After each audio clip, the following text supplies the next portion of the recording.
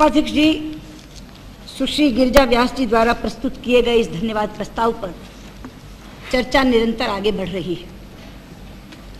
हमारी ओर से आदरणीय आडवाणी जी ने चर्चा की शुरुआत करते हुए इस प्रस्ताव का समर्थन भी किया, सरकार से कुछ अपेक्षाएं भी की और सरकार के सामने अपनी मांगें भी रखी।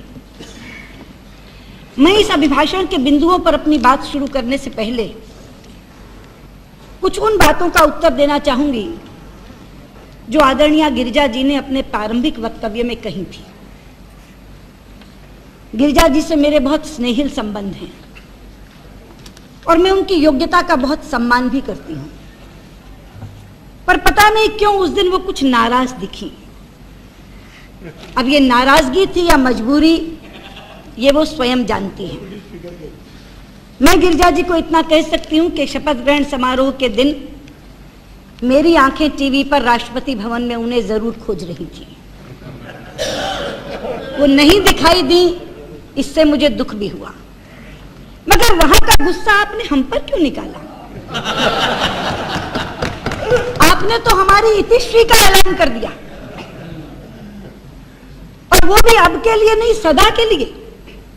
आप याद करिए आपने क्या कहा। आपने कहा कि ये इलेक्शन भारतीय जनता पार्टी के सो कॉल्ड असूलों का जवाब है और इंडिया शाइनिंग के नारे लगाने वालों की तो इतिश्री हो गई, और आगे एक वाक्य और जोड़ दिया कि मैं सोचती हूं कि ये इतिश्री सदा के लिए हो गई। मैं गिरिजा जी को बताना चाहूंगी, लोकतंत्र में चुनाव जीते जाते हैं, हारे जाते हैं, ये लोकतंत्र का बुनियादी नियम है, लेकिन यहां किसी की इतिश्री नहीं होती, ना पार्टी स्तर पर होती है गिरिजा जी, ना व्यक्तिगत स्तर पर होती है। आप तो स्वयं साक्षी हैं। आप 12वीं लोकसभा में चुनाव हारी थी, 13वीं लोकसभा में फिर जीत गई, 14वीं लोकसभा में हमारी नितांत नई प्रत्याशी किरण महेश्वरी ने आपको हरा दिया, और 15वीं लोकसभा में आप फिर जीत आई।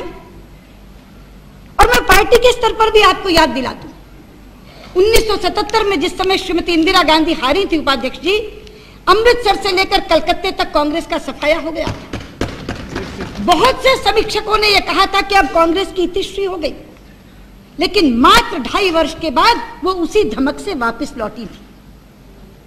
1984 में श्री राजीव गांधी जी के नेतृत्व में कांग्रेस ने 404 सीटें प्राप्त की थी और हम 2 पर आकर रुक गए थे। 5 बरस बीते और अगला चुनाव हुआ, कांग्रेस चुनाव हार गई थी। उपाध्यक्ष जी, हम 40 गुना होकर उभरे थे, 40 गुना होकर। हम अब भी 116 हैं। मैं आपकी संख्या 99 की याद करा दूं, आप 114 जीत कर आए थे। 116 114 से तो थोड़े ज्यादा ही होते। अगर 114 वाले सन 2004 में सरकार बना गए तो 116 वालों की इतिश्री कैसे हो गई? वास्तव में गिरिजा जी, आप साहित्यकार हैं और साहित्य में हर कहानी की इतिश्री होती है, हर उपन्यास की इतिश्री होती है, लेकिन मैं राजनेत्री गिरिजा को बताना चाहती हूं कि राजनीति साहित्य नहीं होता। राजनीति में चुनाव लड़े जाते हैं और उपाध्यक्ष जी, किसी भी लड़ाई की इतिश्री तब होती है जब सामने लड़ने वाला मैदान छोड़ दे। और मैं आपको बताना चाहती हूं, हम मैदान छोड़कर नहीं भाग रहे हैं, हम मैदान में डटे हुए हैं और इसी पराजय में से हम विजय की राह निकालेंगे। ये आज मैं ऐलान करके आपके सामने कहना चाहती हूं। उपाध्यक्ष जी, अब मैं अभिभाषण के प्रथम बिंदु पर आती हूं। राष्ट्रपति महोदया ने प्रारंभ में ही जो पहला पैराग्राफ है जिसमें सबको बधाई दी, 5 पैराग्राफ तक वो बधाई देती रही अलग अलग, 6ठे पैराग्राफ से उन्होंने सरकार का काम शुरू किया। उन्होंने कहा, वर्ष 2004 में मेरी सरकार ने राष्ट्र के समक्ष एक समावेशी समाज और समावेशी अर्थव्यवस्था की संकल्पना रखी थी। सरकार ने इस संकल्पना को मूर्त रूप देने के लिए नीतियां और कार्यक्रम तैयार करने में पूर्ण निष्ठा से कार्य किया। मेरी सरकार का मानना है कि इस चुनाव में उसे जो भारी जनादेश प्राप्त हुआ है वो इसी समावेशी नीति का परिणाम है। सरकार मानती है कि वो अपने नीतियों और कार्यक्रमों के कारण जीती है, लेकिन मैं आपसे कहना चाहती हूँ, जब राजनीतिक विश्लेषक इस चुनाव का विश्लेषण करेंगे तो इस विश्लेषण को सही नहीं पाएंगे। क्योंकि नीतियों का जनादेश तो तब होता जब सारे नीति निर्धारक चुनावी समर में जनादेश प्राप्त करने के लिए उतरे होते। उपाध्यक्ष जी, नीति निर्धारण के क्षेत्र में प्रमुख भूमिका निभाने वाले 5-5 मंत्री तो चुनावी समर में उतरे ही नहीं, और जो उतरे उनमें से बहुत हार गए। प्रधानमंत्री चुनाव नहीं लड़े, रक्षा मंत्री चुनाव नहीं लड़े, शिक्षा मंत्री यानी एचआरडी मिनिस्टर चुनाव नहीं लड़े, 4.5 साल तक गृह विभाग संभालने वाले गृह मंत्री चुनाव नहीं लड़े, और 4.5 साल तक वित्त विभाग संभालने वाले वर्तमान गृह मंत्री चुनाव हारते हारते जीते, वो भी रिकाउंट में जीते। और इनके प्रमुख मंत्री चुनाव हार गए। मणिशंकर अय्यर चुनाव हारे, संतोष मोहन देव चुनाव हारे, रामविलास पासवान चुनाव हारे, रामोदास चुनाव हारे, AR अंतुले चुनाव हारे, शंकर सिंह वाघेला चुनाव हारे, नारायण सिंह राठवा चुनाव हारे, रेणुका चौधरी चुनाव हारी। मेरे पास सूची है, 21 मंत्री आपके चुनाव नहीं लड़े और 16 मंत्री आपके चुनाव हार गए, तो आप इसे नीतियों का जनादेश कहेंगे? एक दूसरी बात कही गई कि सेकुलरिज्म पर जनादेश है, पंथ निरपेक्षता। यह भी सही नहीं। सेकुलरिज्म के तो सारे पुरोधा ढह गए। सेकुलरिज्म के सबसे बड़े पैरोकार वामपंथी, सीपीएम वाले 43 से सिमटकर 16 पर खड़े हो गए। सीपीआई 10 से घटकर 4 पर आ गई। सेकुलरिज्म के दूसरे अलंबरदार मेरे अत्यंत स्नेही भाई लालू यादव 23 से घटकर 4 पर आ गए। मुलायम सिंह यादव 38 से घटकर 22 पर आ गए। और कार्यक्रमों की बात अभी कर रहे थे वासुदेव जी, नीतियों की बात मैंने कर दी। कार्यक्रमों का पूरा पर्दाफाश कर रहे थे, पोल खोल रहे थे कि क्या लक्ष्य था और क्या उपलब्ध किया, क्या प्राप्त किया। तो इसलिए मैं कहना चाहती हूं, ये नीतियों की विजय नहीं, ये परिस्थितियों की विजय है। परिस्थितियां आपके अनुकूल हो गई और आप चुनाव जीत गए। और यह भी सच है कि जनादेश आप ही को मिला है, जीत आप ही की हुई है। सरकार चलाने का जनादेश मिला है। शौक से चलाइए सरकार, अच्छी तरह चलाइए सरकार। लेकिन संसदीय कार्य मंत्री यहां बैठे हैं, मेरे बहुत स्नेही मित्र हैं। एक गीत की, बहुचर्चित गीत की एक छोटी सी पंक्ति आपके जहन में डालना चाहती हूं। सरकार चलाने वक्त अगर वो बात आप याद रखेंगे तो आपको कभी कठिनाई नहीं आएगी। पेश आएगी हमारी जरूरत कभी कभी। अगर आप इस बात को याद रख लें तो आप निश्चित तौर पर अच्छी तरह से सरकार चला सकेंगे। उपाध्यक्ष जी तो बताइए ना, पेश आएगी हमारी जरूरत कभी कभी। उपाध्यक्ष जी, गिरिजा जी ने उसके बाद ये कहा कि मैंने एक बयान में ये कहा है कि हमारा एजेंडा सरकार ने ले लिया और अभिभाषण में शामिल कर लिया। ये सच है, मैंने ये बात कही है, लेकिन शिकायती स्वर में नहीं कही, खुशी से कही है। उज़ैर अडवाणी जी ने कहा था कि विकास और कल्याण के कामों में श्रेय की होड़ नहीं होनी चाहिए, क्रेडिट की होड़ नहीं होनी चाहिए। इसलिए मुझे खुशी हुई कि जो काम हम करना चाहते थे आपने उसे करने का वादा किया है, लेकिन वो एजेंडा हमारा नहीं था, ये आप नहीं कह सकते। मैं पूछना चाहती हूं, स्विस बैंक से काला धन देश में वापस लाने का एजेंडा देश में किसने सामने रखा? निस्संदेह आडवाणी जी, भारतीय जनता पार्टी ने। एक रैंक एक पेंशन की बात किसके घोषणा पत्र में थी? भारतीय जनता पार्टी। 33% से स्थानीय निकायों में आरक्षण 50% करने का काम किसने किया? एक एनडीए शासित और 4 भाजपा शासित राज्य सरकारों ने। आज मुझे गर्व है, मध्य प्रदेश, छत्तीसगढ़, राजस्थान, उत्तराखंड और एनडीए शासित बिहार के मुख्यमंत्री ने आपके इस विधेयक की इंतजार नहीं की जो आप आज अपनाने वाले हैं। उन्होंने अपने तौर पर 33% से बढ़ाकर 50% कर दिया और कई जगह तो चुनाव भी 50% पर हो गए, मध्य प्रदेश में होने वाले। एजेंडा किसने सेट किया? ये भारतीय जनता पार्टी ने। आपने 3 रुपए किलो चावल खिलाने की बात की, किसने खिला रहा है? सब 2007 से कौन खिला रहा है? भारतीय जनता पार्टी के छत्तीसगढ़ के मुख्यमंत्री सन 2007 से 35 किलो चावल 3 रुपए किलो पर खिला रहे हैं। लेकिन मुझे आज दुख से एक बात कहनी पड़ती है, 2007 में जब डॉक्टर रमन सिंह ने यह फैसला लिया कि वो अपने यहाँ के गरीब परिवारों को 3 रुपए किलो के हिसाब से चावल खिलाएंगे।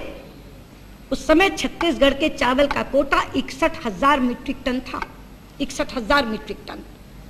लेकिन आप हैरान रह जाएंगे, और हैरान भी नहीं, शॉक्ड, जब मैं आपको आंकड़ा बताऊं कि उनका ये निर्णय लेने के बाद केंद्र सरकार ने कहा कि अगर 3 रुपए किलो खिलाना है तो बाजार से खरीद कर खिलाओ, और उन्होंने कोटा काटकर 953 मीट्रिक टन।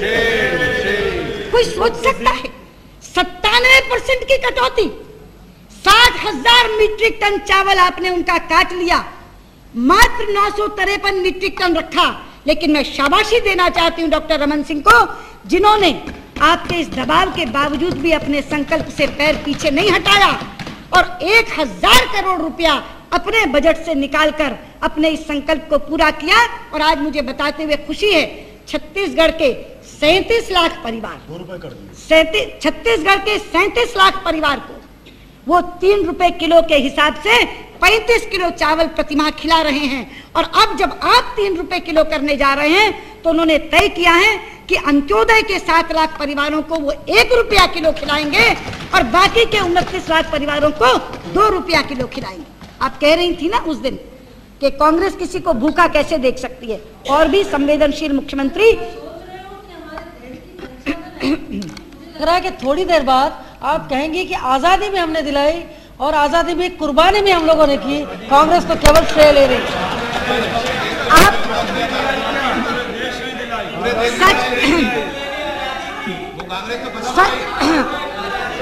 सच को सुनिए, विषयांतर मत करिए, विषयांतर मत करिए। मैं बात चावल की कर रही हूँ और आप आजादी पे पहुंच गए।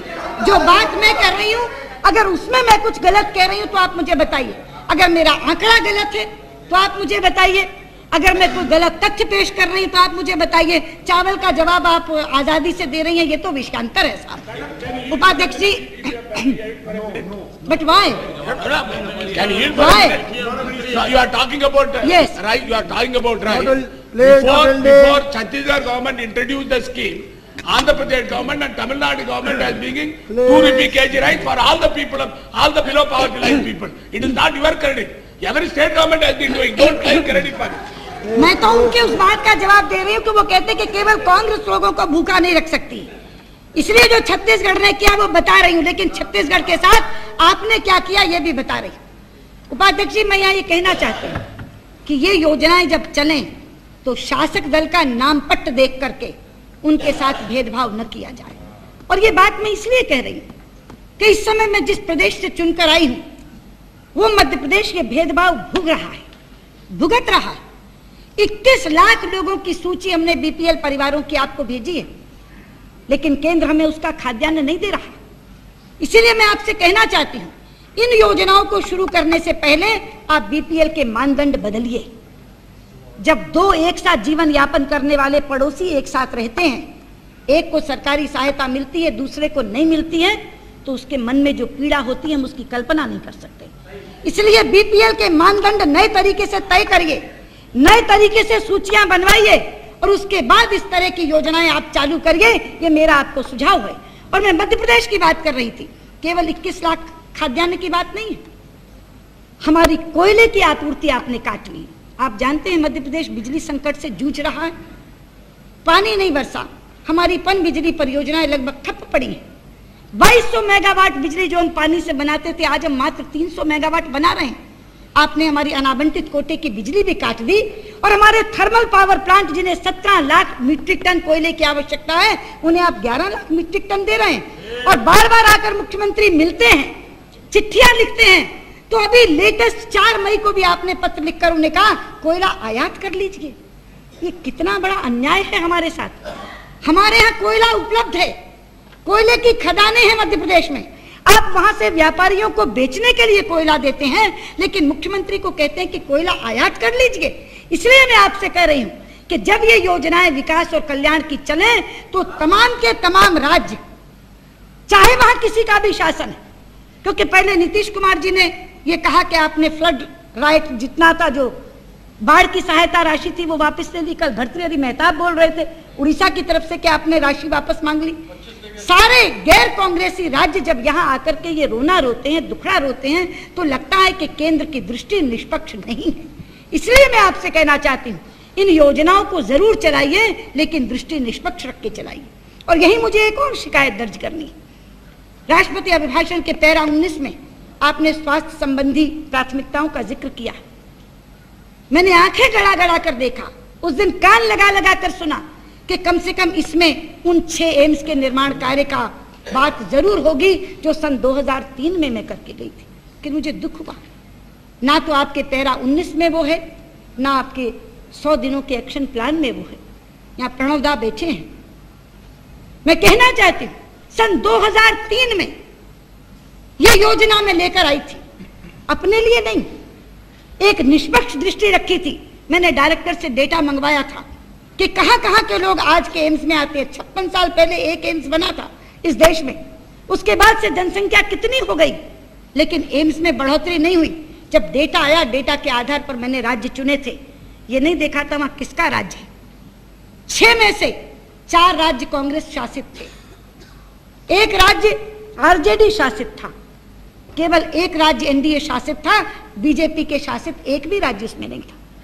मध्य प्रदेश में कांग्रेस का शासन था तब, छत्तीसगढ़ में कांग्रेस का शासन था, राजस्थान में कांग्रेस का शासन था, उत्तराखंड में कांग्रेस का शासन था, बिहार में लालू जी का शासन था, केवल उड़ीसा में बीजू जनता दल का शासन था। एक भी बीजेपी शासित राज्य नहीं था। लेकिन चूंकि चिकित्सा की दृष्टि से वो पिछड़े हुए राज्य थे, इसलिए उनको चुना और अपने समय में 10 महीने का कार्यकाल था केवल। अपने कार्यालय में 1 घंटा समर्पित कर दिया था इन एम्स को बनाने के लिए, और इसलिए 10 महीने में सारे 6 मुख्यमंत्रियों से जमीनें ले ली, शिलान्यास 6 के करवा दिए, वोट ऑन अकाउंट था केवल, उसमें भी बजट हिट बनवा दिया, 6 करोड़ रुपया उनकी 4 दीवारी बनाने के लिए रख दिया। ये सारा काम 10 महीने में पूरा करके गई थी। 5 साल निकाल दिए आपने। उन 4 दीवारियों में से कोई एक ईंट उखाड़ कर तो ले गया होगा, लेकिन उन 6 एम्स पर एक ईंट लगाने का काम आपने नहीं किया। 6 एम्स को अपग्रेड करने का काम भी किया था मैंने। दोनों सदनों में हर सत्र में एक ना एक सांसद जरूर उठाता था इस विषय को। यहाँ लाल सिंह जी बैठे थे जम्मू कश्मीर के, हर बार उठाते थे, क्योंकि उनके यहाँ भी मैंने अपग्रेड किया था। दोनों सदनों में कभी ध्यानाकर्षण आता था, कभी प्रश्न आता था, हर बार स्वास्थ्य मंत्री कहते थे बस हम निर्माण कार्य शुरू करने वाले हैं। लेकिन 5 बरस बीत गए, निर्माण कार्य नहीं हुआ। एक पुण्य का कार्य नारायण स्वामी ने जरूर कर दिया। उस स्वास्थ्य मंत्री को हराकर आज पुदुचेरी से नारायण स्वामी यहाँ आए हैं, इसलिए मैं नारायण स्वामी को इसमें बधाई देना चाहती हूँ।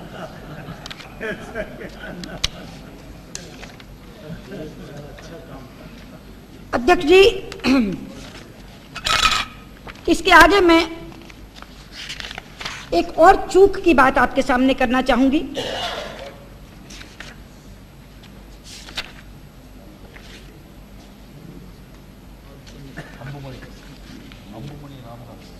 सरकार ने पैरा 25 में महिलाओं के लिए समान अवसर सृजित करने की बात कही है।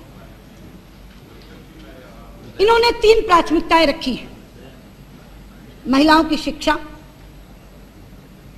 साक्षरता जिसे कह रहे हैं ये, महिलाओं की नौकरी और महिलाओं का राजनीतिक सशक्तिकरण। ये तीनों बातें बहुत अच्छी हैं, लेकिन प्रणवदा, आप एक बहुत जरूरी बात भूल गए। आपने शिक्षा की समस्या याद रखी, आपने नौकरी की समस्या भी याद रखी, आपने राजनीतिक सशक्तिकरण की समस्या भी याद रखी, पर आप उसके जन्म की समस्या भूल गए।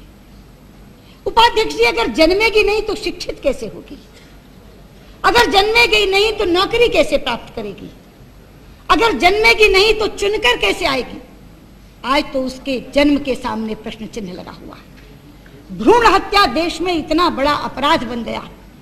कई बार तो मैं हैरान होती हूं कि जो देश वर्ष में 2-2 बार कन्या पूजन करता है, वो अपनी बेटियों को गर्भ में मारने का पाप कर रहा है। इसलिए मैं आपसे कहना चाहती हूँ, ये चूक हुई है आपसे। ऐसा नहीं कि नियतन आपने ऐसा किया, लेकिन जब हम लोग आपस में बात करते हैं तो एक दूसरे की भूल सुधारने का भी काम करते हैं। ये 3 चीजें जो आपने रखी हैं, इसमें भ्रूण हत्या आप जरूर दर जरूर डालने का काम करिए। और एक बात जो उस दिन अडवाणी जी ने कही थी लाडली लक्ष्मी योजना की। मध्य प्रदेश में जो लाडली लक्ष्मी योजना चली है वो भ्रूण हत्या को सबसे पहले रोकती है, क्योंकि वो पैसा जन्म के समय दिया जाता है। वो एक ऐसी योजना है जो लड़की के जन्म से लेकर उसकी शिक्षा से लेकर उसके विवाह तक जाती है। और इसलिए मैं आपसे कहना चाहूंगी कि आप प्रधानमंत्री जी से कहिए उस योजना का मसौदा मंगवा कर देखें। अगर उसमें कोई संशोधन करना है तो करें, कोई सुधार करना है तो करें, लेकिन जब तक आप बच्ची के जन्म की समस्या का समाधान नहीं करेंगे तब तक आपकी ये बाकी तीनों चीजें भी पूरी नहीं हो सकेंगी। इसलिए मैं आपसे कहना चाहती हूं, लाडली लक्ष्मी योजना को मंगवा कर और उसको पूरे देश में लागू करने का काम करिए। वो भ्रूण हत्या को रोकेगी और महिला साक्षरता को बढ़ाएगी। आपने महिला आरक्षण की बात की। एक तरफ महिलाओं में बहुत ज्यादा उत्साह आया है उससे, दूसरी तरफ बवाल भी मचा है। क्यों शरद भाई? हाँ, बवाल भी मचा है। लेकिन शरद भाई, बवाल मचाने की जरूरत नहीं है, क्योंकि मैं आपको बता दूं, लोग ये सोच रहे हैं कि आपने 3 महीने में ये बिल पारित कराने की बात की है। ऐसा नहीं है। इसमें एक पेंच है, पेंच, और वो पेंच लिखा गया है, वो कोई नहीं पढ़ रहा। पहला वाक्य पढ़िए, मेरी सरकार अगले 100 दिनों के भीतर इन उपायों पर कदम उठाएगी। राज्य विधानमंडलों और संसद में महिलाओं को 1/3 आरक्षण देने के लिए संसद में महिला आरक्षण विधेयक को पारित करने के लिए कदम उठाएगी। यानी प्रधानमंत्री अगर एक मीटिंग बुला लेंगे सभी दलों की सर्वानुमति बनाने के लिए तो कदम उठ गया, ये वादा पूरा हो गया। कदम उठाएगी, बिल पारित नहीं कराएगी। आप काहे जहर खाने की बात कर रहे हैं? वो करते हैं और इसलिए केवल मीटिंग बुलाकर वादा के निर्वहन नहीं होंगे। लेकिन हाँ, एक बात से सहमत हूँ कि उस मीटिंग के बाद यादव साहब पूरी तौर पर सहमत होंगे कि हाँ, बिल्कुल महिला आरक्षण बिल आना ही चाहिए। ये मेरा वादा है। गिरिजा जी, इससे तो कहीं बड़े कदम हम उठा चुके। एक मिनट, इससे तो कहीं बड़े कदम हम उठा चुके। जहां तक प्रधानमंत्री के स्तर की मीटिंग की बात है, अटल जी के स्तर पर 3 बैठकें हुई। उसके बाद पीठासीन अध्यक्ष थे उस समय मनोहर जोशी जी, उन्होंने ये काम अपने सिर पर लिया, उनके स्तर पर मीटिंग हुई। उसके बाद जब मनमोहन सिंह जी आए तो उनके स्तर पर मीटिंग हुई। और जहां तक कदम उठाने की बात है, संसदीय कार्य मंत्री के तौर पर मैंने तो वो कदम उठा लिया था कि बिल को चर्चा के लिए कार्यसूची में लगा दिया था। इससे बड़ा क्या कदम उठाएंगे आप? कार्यसूची में लगा दिया था। लेकिन उस दिन भी बिल के विरोधियों ने ये कहा कि जब तक कार्यसूची से निकलेगा नहीं, हम कार्यवाही चलने ही नहीं देंगे। तो इसलिए मैं आपसे कह रही हूं, आप तो ऐसे हो गए, शायद आपने, मीडिया ने भी इसको नहीं पढ़ा, चारों तरफ आ गया 3 महीने में महिला बिल पारित हो जाएगा, 3 महीने में महिला बिल पारित हो जाएगा। 3 महीने में महिला बिल पारित होने का वादा ही नहीं है, कदम उठाने का वादा है। मैंने अंग्रेजी का भी मंगा के पढ़ा, उसमें भी यही है, गवर्नमेंट विल इनिशिएट स्टेप्स। तो जैसे मैंने कहा, एक मीटिंग होगी, वो कदम उठ जाएगा, इनका वादा पूरा हो जाएगा। लेकिन महिला आरक्षण कब होगा, इसलिए प्रणोदा कहना चाहती हूं कि समयावधि तय करिए। बिल पारित कब करेंगे? जब वो समयावधि तय होगी तब मैं कहूंगी कि महिलाएं उत्साहित हों और कहें कि महिला आरक्षण बिल पारित होगा। अभी तो केवल कदम उठाने की बात कही गई है। उपाध्यक्ष जी, अब मैं अभिभाषण के पैरा 42 की बात करना चाहती हूं, जहां उन्होंने भारत पाकिस्तान संबंध की बात की है।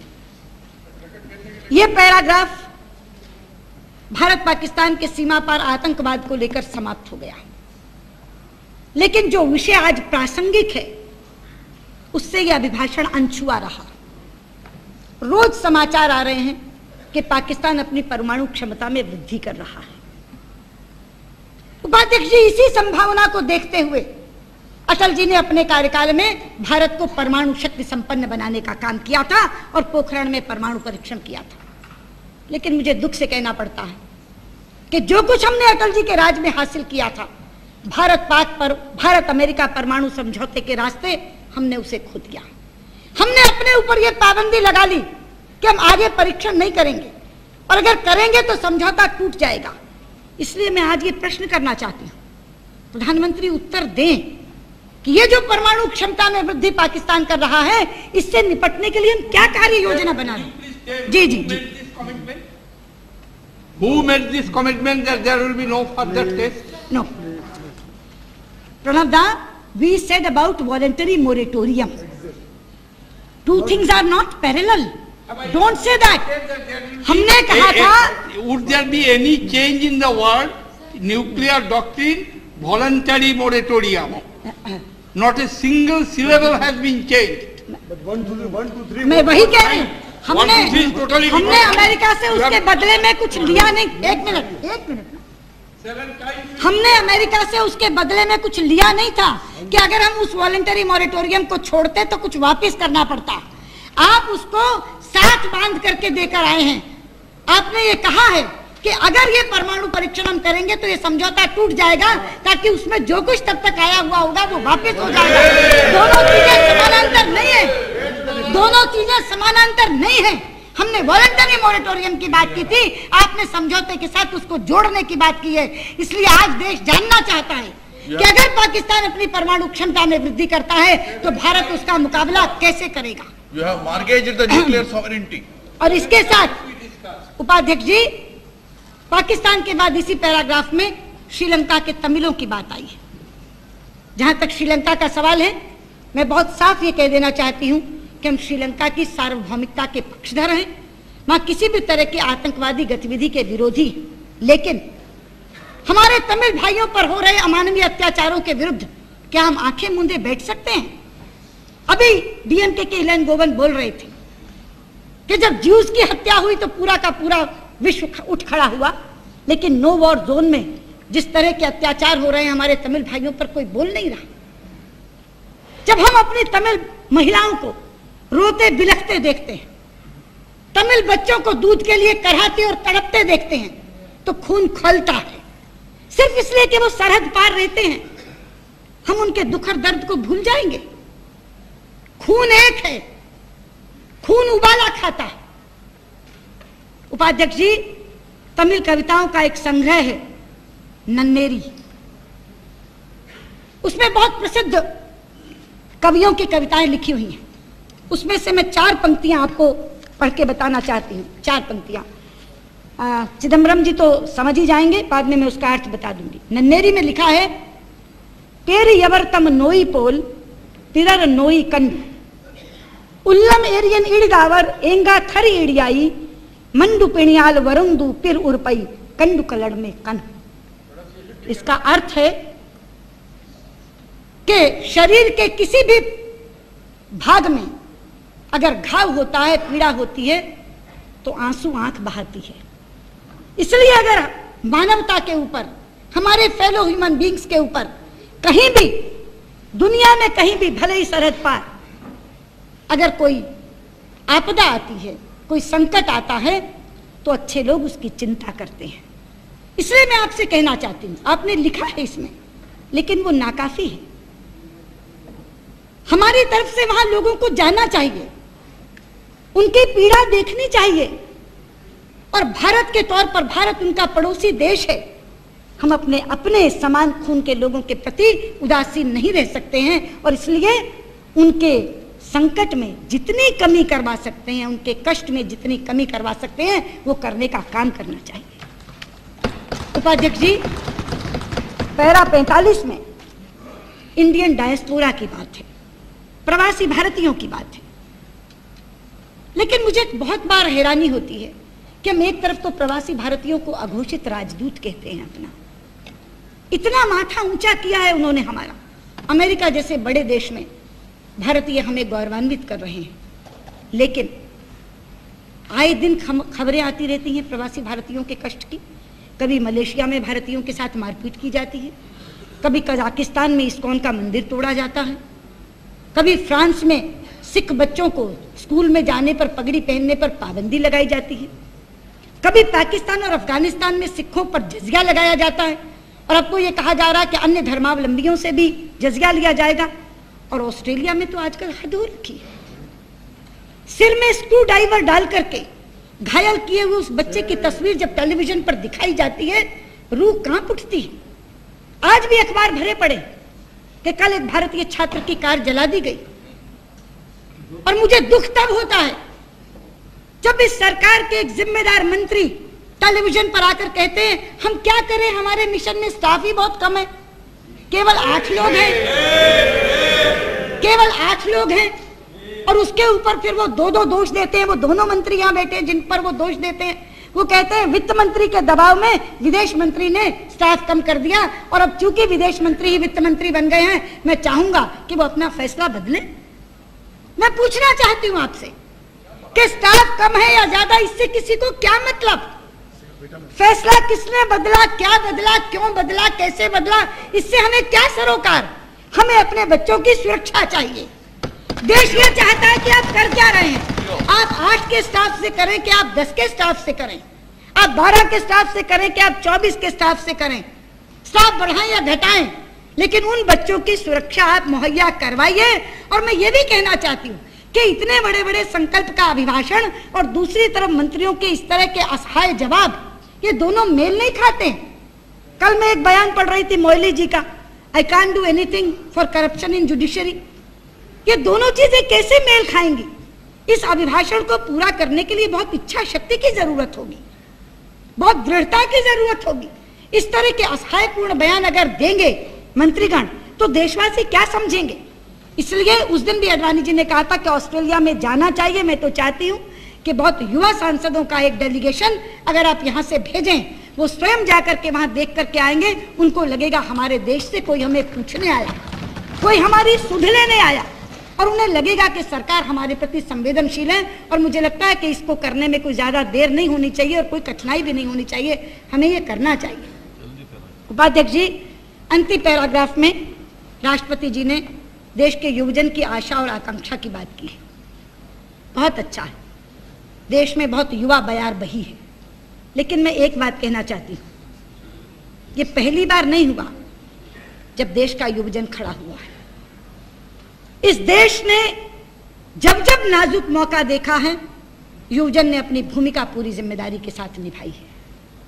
इसीलिए स्वतंत्रता संग्राम में भी 23 बरस के भगत सिंह और 19 बरस के अशफाकुल्लाह खान फांसी के फंदे पे चढ़ गए थे। स्वतंत्र भारत में भी जब कांग्रेस का विघटन हुआ था, बड़ी उम्र के लोग कांग्रेस ओ में चले गए थे, तो कमान यंग टर्क्स ने संभाली थी और बहुत वर्षों तक वो भारत के राजनीतिक पटल पर छाए रहे थे। उसके बाद जब इस देश में इमरजेंसी लगी थी, तो लोकतंत्र की रक्षा का युद्ध भी इस देश में युवजन ने ही लड़ा था और एक बूढ़े के नेतृत्व में लड़ा था। तब भी यही युवा ऊर्जा सड़कों पर उभरी थी। उस आंदोलन की उपज आज भी इस संसद में दिखाई देती है। प्रथम पंक्तियों पर बैठे हैं, ये बैठे हैं भाई शरद यादव, पहले जनता सांसद के रूप में चुनकर आए थे। 28 बरस की उम्र थी शरद भाई, 25 साल 1 माह, 25 साल 1 माह की उम्र में ये जनता सांसद के रूप में इस सदन में जीत कर आए थे। उसी आंदोलन की उपज, अलग अलग विभिन्न दलों में बैठे हैं उस आंदोलन के लोग, इस आंदोलन के लोग अलग अलग दलों में बैठे हैं, लेकिन भरपूर मात्रा में यहाँ विद्यमान है। ये 25 साल की उम्र में यहाँ सांसद बने थे और मैं 25 वर्ष की उम्र में हरियाणा में कैबिनेट की मंत्री बनी थी। असम का पूरा आंदोलन युवजनों का आंदोलन था। 25 से 30 वर्ष के लोग चुनकर के आए थे और ये पहली बार नहीं है कि यहाँ युवा चुनकर के आए हैं। अगर मैं आपको बताऊं, ये बैठे योगी आदित्यनाथ 37 वर्ष की उम्र है, 4थी बार चुनकर आए हैं। अनंत हेगड़े पीछे बैठे 40 वर्ष की उम्र है, 4थी बार चुनकर आए। अशोक अर्गल मेरे पीछे बैठे 40 वर्ष की उम्र है, 5वीं बार चुनकर आए। ये बैठे अनंत कुमार 36 साल की उम्र में सबसे पहले चुनकर आए थे। शाहनवाज हुसैन 36 साल की उम्र में तो कैबिनेट के मंत्री बन गए थे। उपाध्यक्ष जी, अटल जी की कैबिनेट में 11 मंत्री 50 वर्ष से कम की उम्र के थे, 11 मंत्री। और कैबिनेट स्तर के कह रही हूं, एमओएस नहीं कह रही, एमओएस तो बहुत है।